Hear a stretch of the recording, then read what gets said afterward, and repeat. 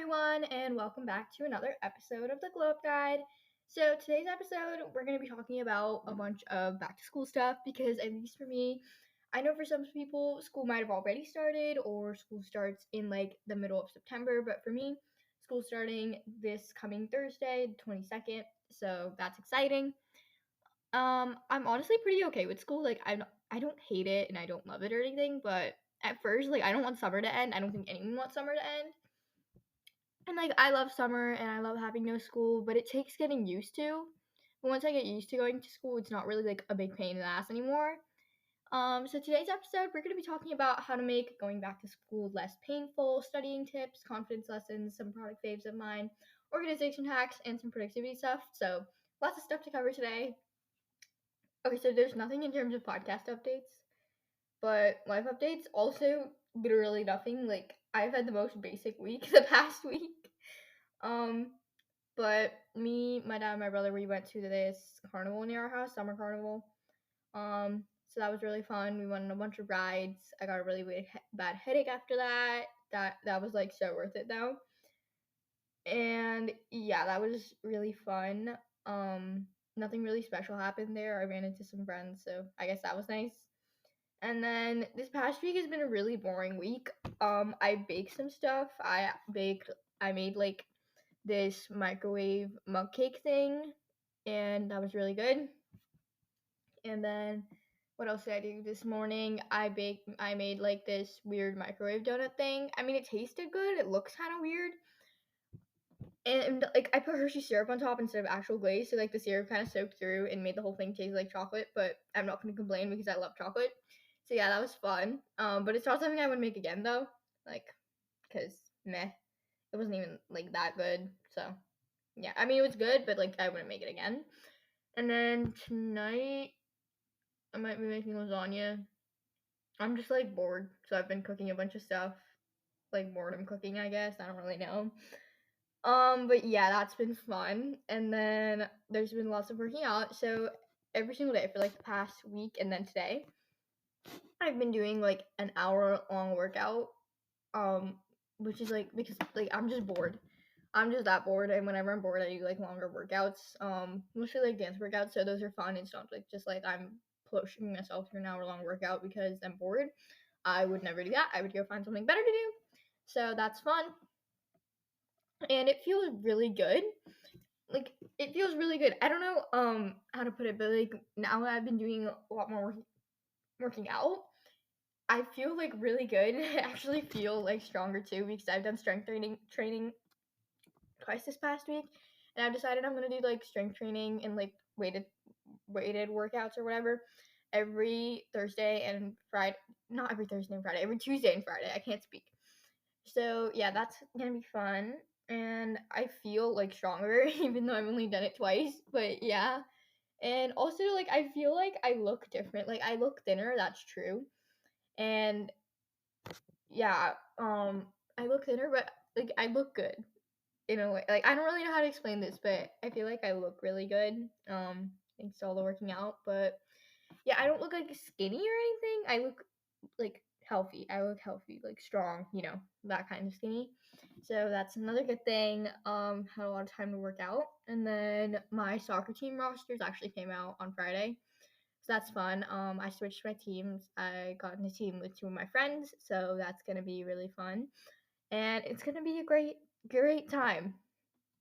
So yeah, that's gonna go wonderfully. At least I got on the team with two of my friends, because on my past team I had like no friends. I'm not even kidding. And then like everyone was just like toxic but nice, and that's like the worst kind of people that exist. So that was not fun at all. Like I had no friends. That was great. So now I'm on a team with two of my friends, and that's gonna be great. Super excited. Yeah, that's literally it for life updates. There's not been much happening this past week. So before moving on, let's do one thing we're grateful for and one thing we're happy about, plus our book of the week.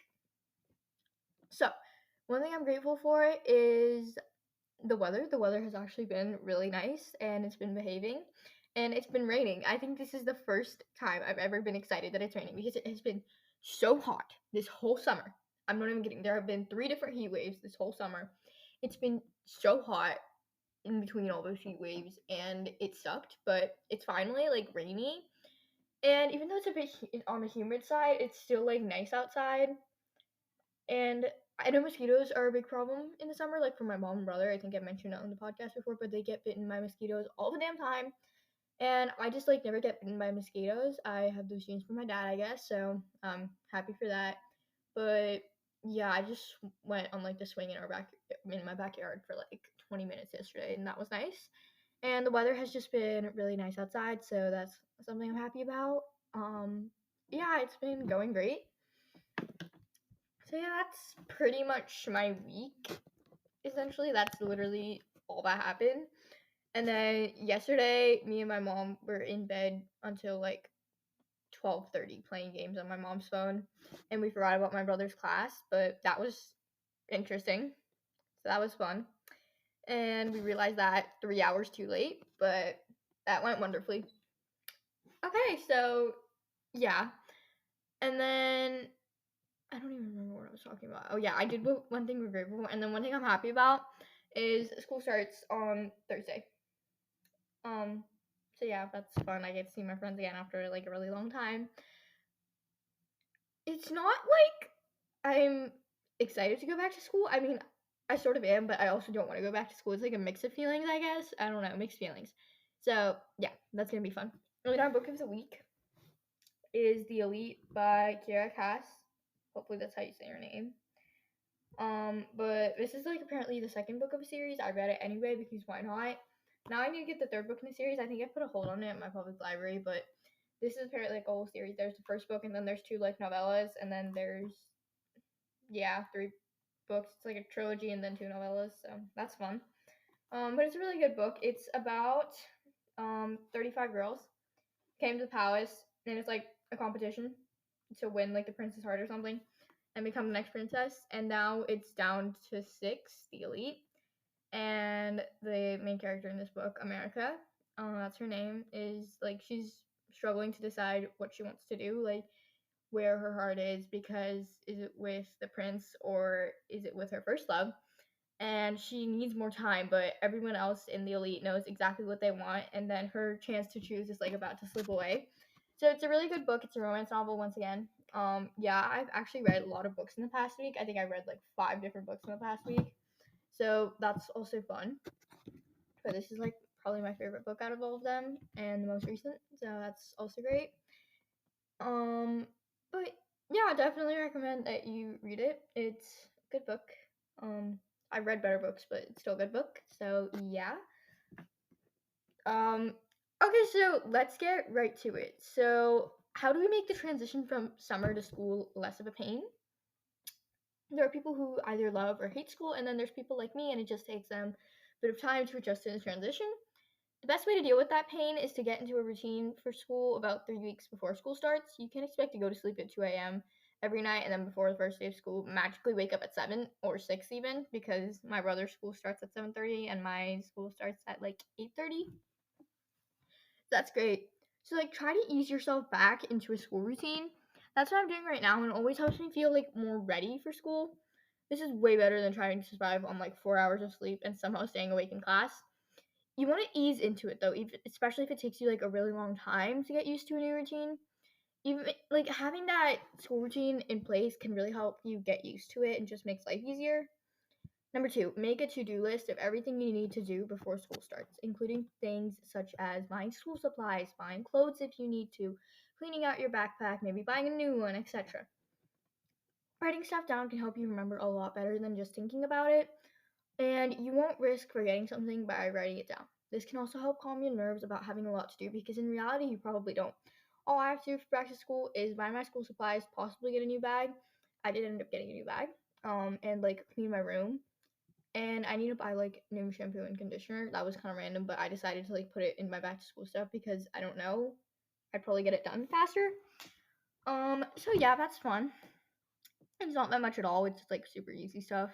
Instead of just having these tasks floating around in the back of your mind, write them down on a sticky note or something and just like put it where you will see it so you actually remember to do the stuff you need to do. Number 3, try to see if you can visit like your school beforehand, like if that's an option, just to get a lay of the land. My school has a locker set up 1 or 2 days before school starts, which is obviously to figure out lockers, and it's also a good opportunity to figure out where your classes are. This was really helpful for me back in 6th grade because I could not figure out a map to save my life. So I got to figure out where all my classes were and that stuff. So that will make sure that you're not late for like classes when school starts. And so that's fun. But yeah, I think visiting your school would actually be like a really good idea if you want to just kind of get a lay of the land, do that stuff, Yeah. Okay. So number 4, plan everything out the day or night before school starts. If you're anything like me, you probably take about an hour to figure out your outfit for school, so save that hour and plan your outfit the night before. Pack your bags and lunch as well if you have to do that. Figure out your commute too. Just plan out as much stuff as possible the night before, because the morning that school starts, you're probably going to be a mess of nerves and forget something. So just plan all the extra bits the night before to make your life easier. Number 5, build good relationships with your teachers. So this isn't really a transitional thing, but can help you like get into school routine. So this isn't super important, especially in like high school because of recommendation letters. So try to stay on your teacher's good side. I'm not saying you have to be like the very best student in your class and bring them an apple every damn day. Just be nice and respectful to your teachers, make a good impression, try your very hardest to turn stuff in on time, and don't be late. So make them think that you are a good student, and that can make your life a lot easier. That way, if you ever need any sort of help on an assignment or an extension, they'll probably be more than willing to do so. So, number 6, make some friends. And maintain your relationships with your old friends, but also be open and willing to make new friends. I got unlucky in 6th grade, and like none of my friends were in my classes, but I made tons of new friends. And in 7th grade, I had those friends in almost every single class, minus math, which I made friends in. I can make friends like wherever I go. I just have that about me.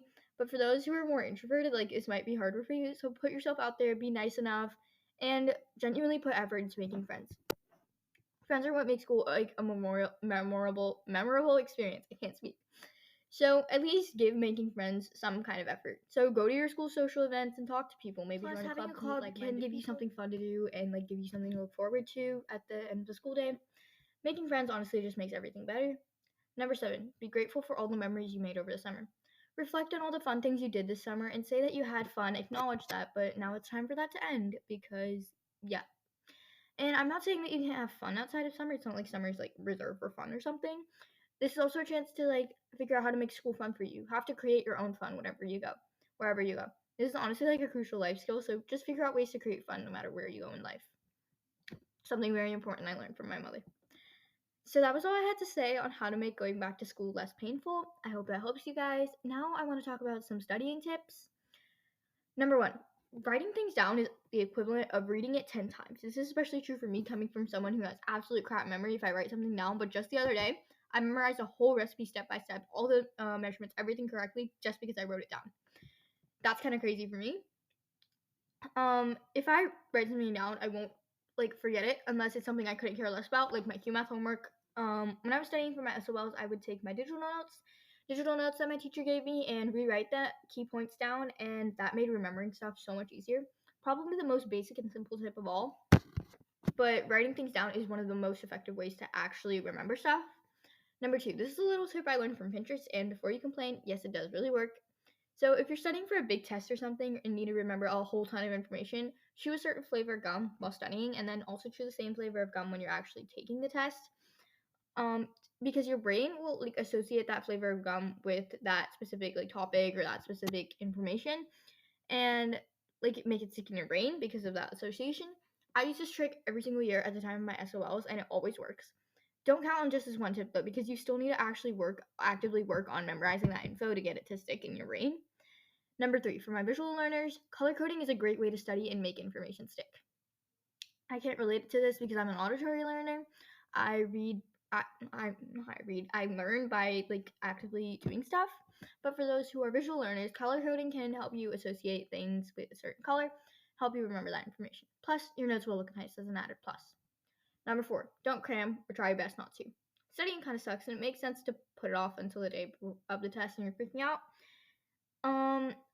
I don't really have to study much for any of my classes because my classes are pretty easy, and we have to take notes in most of our classes, which already help me remember stuff, so studying is kind of pointless. Cramming is usually a result of freaking out for a test the next day, and if you're freaking out, you're probably not going to remember much. So study in chunks over a week or so before your test because you're more likely to remember the stuff you study and have time to actually process it as opposed to cramming. Number 5, recall stuff. This is actually a really useful studying and memorization tip, but basically what you do is read off a small chunk of your notes out loud, maybe a paragraph's worth, and then try and say aloud whatever key points you remember from the text you just read. Another thing you could do is take a sticky note and try your best to summarize what you just read in one sentence. And if you fail either of those, reread and try again. This is probably one of the best strategies you can use to study and probably one of my faves. Number 6, use the Pomodoro method to study. This would never ever work for me because I am one of those people, like, if once I get the motivation to do a hard thing, I won't stop until the hard thing is done. So if I have to stop in the middle of that hard thing, I'll lose motivation and probably never finish it. So yeah, if you're anything like me, that probably won't work for you, but hey, worth trying. So you just set a timer for 25 minutes and unfocused, not unfocused, very focused, interrupted work. Uninterrupted, I can't speak. Okay, so you want to stay super focused and you want to make sure there are no distractions and just uninterrupted work time. And then you set a timer for 5 minutes and then you take a break. And you repeat this a total of 4 times. And then after that, you take a longer 15-minute break. And yeah, like you don't want to go on other stuff on the computer or scroll through social media on those breaks though, because the point of those breaks are to revive your brain in a way and make you come back feeling refreshed and focused and ready for the next cycle of working. So yeah, that's the point of those breaks. So you want to maybe do some deep breathing or journaling or that kind of stuff during those breaks because those are the types of activities that will refresh your brain and get you ready to focus for the next 25-minute work cycle. Number 7, if focusing on studying material is a big problem for you, then try to set aside a designated place for studying. That way, over time, your brain will develop a connection between that certain place and studying, which will help you focus because once you go to that place and start studying, your brain kind of gets in the mood of, oh, we're in this certain place, we need to focus on studying. It's also advised to have 3 or 4 study spots dedicated to just studying so you can improve that brain association and have that variety as well. That's why 3 to 4. So just find a quiet, calm space to study and dedicate it just to studying and building that brain association and hence building that focus. Number 8, focus music. I use this one all the time for studying, writing these podcast scripts, or even when I'm just trying to fall asleep. There are so many focus music videos on YouTube, and if you just put on headphones, it can sort of drown out background noises and bring you back to studying. This one is also super simple and basic, but it really works. Just make sure it's not too loud so it doesn't hurt your ears, and you don't want the music to have any lyrics either because that can form a distraction as opposed to creating calm. So those were all the tips and tricks I had for you guys on studying. I hope those help. Now I wanted to talk about some confidence lessons / confidence tips to help you start off your school year feeling confident. Alrighty, so this is pretty much the key to confidence, so listen closely, but the reason most people lack confidence is because of their meaningless insecurities. Insecurities are like a door you have to get through in order to get to confidence. Think of it that way. I'm not trying to make you feel bad about yourself for having these insecurities, but just hold on and listen. Every single person has insecurities, and if you don't, I'm jealous of you. Anyway, our modern society revolves around social media. And in social media, there are always all these like super skinny, clear skinned, seemingly perfect people. Honestly, for all I care, these photos are either AI generated or photoshopped like crazy, but that's the norm. And although it's sad, it makes many people feel bad about themselves. It makes them feel insecure that they're not Photoshop perfect. I certainly hope I'm making it seem stupid to you because that's kind of my point. Insecurities are there to like hold us back. The only way to unlock your most confident self is to let go of those insecurities. And besides, most people's insecurities are about how they look, like physical. Mine are definitely. But there's truly nothing more beautiful than a person who glows with the air of confidence. Once you learn that, half your confidence issues will be solved. And next to cells and tissues and organs and whatever science tells us are the building blocks of life, confidence is the building block of life that comes after that. Being confident is what makes people like you, and then it makes people drawn to you, and what makes hard things seem possible to yourself. I myself would say that I'm a fairly confident person because of the fact that once I learned that stupid insecurities were holding me back, once I let those go, I started to truly feel confident, and now I can say I'm a fairly confident person because I am one of those people who literally couldn't care less about what anyone thinks of me in a negative way, even my own mother. I seriously don't care. That's another thing. You also have to stop caring about what the heck other people think of you because everyone has opinions. You have opinions too. So people can have their own opinions, but that shouldn't affect you. Others' opinions shouldn't affect you. Stop caring about what others think because guess what? It doesn't matter. Get these 2 points in your head, and then you can slowly start trying to gain that confidence. Another major thing that helped me boost my confidence, and is probably my best piece of advice ever, even though it probably exists somewhere, but whoop-de-doo, faith. I believe in God. There's a force higher than science that created the universe and holds it together. You can choose to believe what that force is. The universe is a magnificent thing, and if God made that universe so beautiful, don't you think that God would want everything on said universe to be beautiful in its own way? All the plants and rocks and animals and oceans that are so beautiful simply because they are part of the universe we are in. Same goes for you and me and every other human to exist. They were meant to be beautiful all in their own ways. So the universe and God chose to make you beautiful, and that should be enough for you. Our somewhat messed up society shouldn't get to change that. It's rock solid. And when that gets hard to believe that you and your beautiful in your own way, remind yourself of this fact. Faith wins. So that was all I had to say on like confidence lessons for back to school. I hope that helps. Now I wanted to talk about like random product faves of mine. So my first few things are going to be about clothing. I don't really have much for this, and I never really have much for like clothing, but because I usually buy clothes in kids or teens, and I know like kids and teen clothing are not going to fit everyone because most of the people listening to this podcast are a lot older than me and all of that. So yeah, but I have a few clothes in women's sizing that I absolutely love, so I wanted to share them, even if they're all from Shein. My first ones are these like fitted ribbed V-neck tees from Shein. Just make sure you match the measurements given and see if it'll fit, because I got this crop sweatshirt off Shein and I had to order a freaking medium in that. Still would have sized up because I wanted kind of like an oversized look, but yeah. Make sure you check the measurements before ordering anything off Shein. But this top is super cute and comfortable. My mom hates it though because she says it makes me look older than I am, but I love it. I have the one in black and it goes with a ton of stuff. I tried to convince my mom to get me a white one, but she said heck no. Oh well. But yeah, I love this top, and depending on the color you get, highly versatile and a great item for the school year. These sweatpants from Shein, what a surprise. These sweatpants are super high quality and so comfortable. I love them. Surprisingly, I used to hate sweatpants and sweatshirts and all forms of baggy clothing. Now I love baggy clothing, more specifically baggy pants, because all I've worn for the past few years are leggings, and very occasionally jeans. So yeah, I love these sweatpants. They are perfect for winter or just lounging around or really any chill occasion. I love wearing mine with any sort of like basic fitted top or sweatshirts. Once check the measurements though, mine aren't way too long. I just roll them up and hike them super high on my waist, and they look cute. Probably because I'm way too short for women's bottoms, but whoop-de-doo, who cares? Oh, and all the links for the stuff I mentioned will be linked in the description. And another thing, none of these products are sponsored. These are just things that I have bought with my own money. Well, maybe not my own money, my mom's money, but oh well. And I genuinely love them. So yeah, pajama pants from Shein. I also recently fell in love with these pajama pants. I'm wearing some right now. These pajama pants are surprisingly good quality and aren't peeling after putting them in a washing machine a bunch of times. So you don't really need to worry about hand washing them to maintain like their quality. Both pairs I've linked are super comfortable, and the color doesn't fade either. Perfect for school or a normal day or spirit days, or for wearing them around the house or something like that. Probably my favorite item of clothing in my closet right now. And they're so damn cheap. Like, y'all should definitely check these out. Okay, so that was all for clothes once again, because these are the only clothes I've owned in women's sizing. I have this other shirt too, but I hate it. So my next recommendation here is the Rimmel Stay Glossy Longwear Lip Gloss. I've mentioned this one on an episode before, I can't remember which, but I love this lip gloss. It's amazing quality, stays on for a long time, and feels super lightweight too. And it's super cheap. I got mine for $4 at Five Below, but considering how good it is, it's definitely worth every penny. The one and only negative thing I have to say about this though is the fact that it doesn't just like fade off. You have to wipe it away with water and a tissue or makeup remover or something.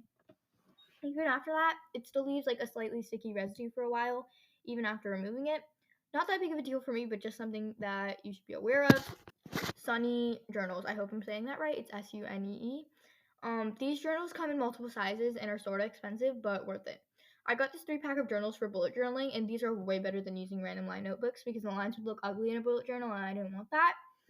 These notebooks come in 3 different sizes. There's a 5x7 and an 8.5x11, and all in inches, by the way. And there was also another size, but I don't remember what it was. Mine's the 8.5x11, and it's perfect. There are also 4 different styles. There's a blank one, which is more expensive for some reason, a ruled one, a dot grid one, and a standard grid. Mine is a dot grid because for a bullet journal, I didn't really want those super visible lines, but still some guidance to make like the spreads look neat, because otherwise they would have looked like a disaster. These notebooks are perfect if you want to make like a basic planner for school or use them for notes or as a journal. Really versatile, and I love them. Number 6, this black canvas tote bag from Hobby Lobby. This podcast is about 33 countries, but about 70% of them are from the United States. So if you don't have a Hobby Lobby in your country, just skip the next 30 seconds or so. But canvas tote bags are like from Hobby Lobby are absolutely amazing. I got one for school, my school year last year because we can't have our backpacks with us. And it lasted the whole year and then some, and I still have it.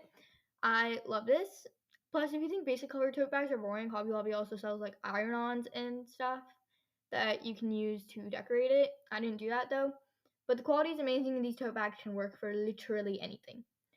So that was all I had to say in some of my product recommendations for the upcoming school year. I hope this helped. Just remember that my podcast isn't big enough to gain sponsors, so no products I mentioned are like sponsored or whatever. Just products that I've tried and love. And now I wanted to talk about some organization hacks and productivity tips. Number 1, Google Calendar. Google Calendar is the ultimate like productivity tool. I gave up my bullet journal for it because Google Calendar was just so much easier and it worked better for me. Google Calendar looks cleaner because it shows your day in like blocks. I don't really know how to explain it, but definitely try it out to see for yourself. On a phone, the schedule mode is best, but on a laptop or any other device, the week mode might be the best. See what works for you. And to make it look nice, you can go on the sidebars where it says My Calendar and create a calendar for different things and customize the colors. Mine is like pastel colors right now, mostly pinks, not a surprise. But I have different calendars for like personal stuff, school, soccer, family stuff, etc. Works great, and it also sends reminders depending on how you set that up. Love it, and a must-try tool to stay organized and maximize your productivity this school year. Number 2, color code your class material. So if you need a folder in a notebook or a binder for a specific class, try to keep all the materials for each class a certain color. Like get a purple notebook and binder or whatever for history and green for science and whatever. This will help you keep your stuff organized and keep track of your notes and crap. Or you can just put labels on said stuff. I did a combination of the two and it worked for me. Just any system that helps you keep your class stuff organized. Number 2, keep your school bag organized. Keeping your school bag clean and organized can help you make and you're not going to lose anything important. I'm a fairly organized person, but I'm also like the world's messiest person at the same time, which is confusing, but that's me and I'm confusing, so yeah. But I've lost like several important papers in my school bag because it was just that messy. I started trying to clean it out every few weeks in the middle of the year, and once I started doing that, it really helped me stay organized. And I didn't lose much stuff after that. So just keep papers in one spot of your bag, laptop in another, lunch in another, etc. Simple things are the most effective. Number 4, take control of your desk or whatever your primary school work spot is. My desk in my room is literally used for everything like random junk, podcast material, schoolwork, recording, charger storage, and a whole ton of other stuff. But I have a huge desk organizer I made out of cardboard last summer, and it's held up really well. I prop a bunch of notebooks and other things on the side and kind of like a bookshelf, and that actually saves a ton of space. Makes use of vertical space on your desk. I use a ton of sticky notes all the time for lists and reminders and the like, and stick them up on the wall above my desk just to make use of that. Always worked. You can also stick a corkboard up there if that's something that you like. Only keep the stuff that you need on your desk, otherwise it becomes a breeding ground for distraction related items. So be a minimalist about what you keep on your desk, but make it a tidy, organized space where you can do your schoolwork. 5, time blocking. I love this productivity strategy. Basically, what you do is you take a period of time, such as a day or two, or even a whole week, and split those days into blocks of time dedicated to different tasks or different categories of work. Time blocking boosts productivity and gives you structure and also betters your time management. Most people, including me, deal with their tasks and projects in reactive mode, which means once you discover that something needs to be done, you'll try and get started on it, but then something else comes up, so you get preoccupied with that, and so on and so forth. And then by the end of the day, you end up with 50 million undone, half-done tasks. So this is useless because half the time you don't really get anything truly done. Time blocking prevents that because you have to like set aside that time. And it's a much better way to manage all the workload with schoolwork and your other personal commitments and all that. Number 6, to-do list. Keeping to-do lists can be really helpful, whether it's on a random sticky note or a piece of paper you found lying around or an actual task list in a bullet journal. This is the strangest thing coming from me, but once I write something down, it's etched into my brain. But ever since I've abandoned my bullet journal, I've gotten into a practice of keeping my tasks in my mind, and for some reason that's been working even better than my to-do list. I actually get stuff done. Strange, but that's what's working, so that's what I'm gonna keep. So I'm just gonna keep that going. But do whatever time management system works for you. Just keep them organized somewhere or the other, or you will completely forget about those tasks. Number 7, multitask in the right way. Multitasking is only ever useful if you pair an activity that requires focusing with an activity that doesn't require any brain power to be accomplished. For example, you can go on a walk while listening to an audiobook for a school assignment, or fold some laundry while talking to your parents. Similar pairings, like how people eat food while watching TV. That's a pairing too. Number 8, find out what times of day you're most productive. For me, I'm the most productive and alert in the morning or an hour or so after workout. Sometimes in the late evenings as well. So figure out what times of day your productivity and focus is at its peak and use that to your advantage to get the most work done. But the absolute peak for me, like I said, is an hour. So after a workout, figure out what works for you. Number 9, minimize distractions in your workspace. If you have distractions in your workspace, let's say your phone is right next to your history textbook, you're probably just going to scroll through your phone instead of doing your assignments or reading whatever part of your textbook you were supposed to. It's too easy. It's so much easier to just go on your phone instead of actually doing your work. So don't make it easy for yourself. Get rid of all distractions possible to amplify your productivity and focus and power you through a task. Don't make it easy for yourself to drift to other tasks instead of doing what needs to be done. My best tip is if you're my age and your bedroom is your primary workspace, keep all of your distractions in a closet or outside of your room, or just put them downstairs. Out of sight, out of mind. Number 10, my last productivity/organization tip is to take breaks when you need to. If you're tired, that doesn't benefit you at all, because when I write podcast scripts and when that's the last thing I want to do, I end up deleting it all. And sometimes that might mean an hour's worth of work gone down the drain. So don't do that to yourself, because bad quality work is about as useful as no work. Don't overwork yourself, because that only hurts you and could possibly affect those around you as well. And that's the last thing you want. Really, anyone wants. So take care of yourself and give yourself breaks if you need to. So that was all I had to say on productivity and organization tips. I hope this helped you guys. Now, to end our episode today, I have a quote for you guys from Denise Whitmer. I hope I'm saying your name right. The quote goes, "A new school year means new beginnings, new adventures, new friendships, and new challenges. The slate is clean and anything can happen." Bye, guys. Rate, review, follow, and share this podcast. Drink some water, and I love you all.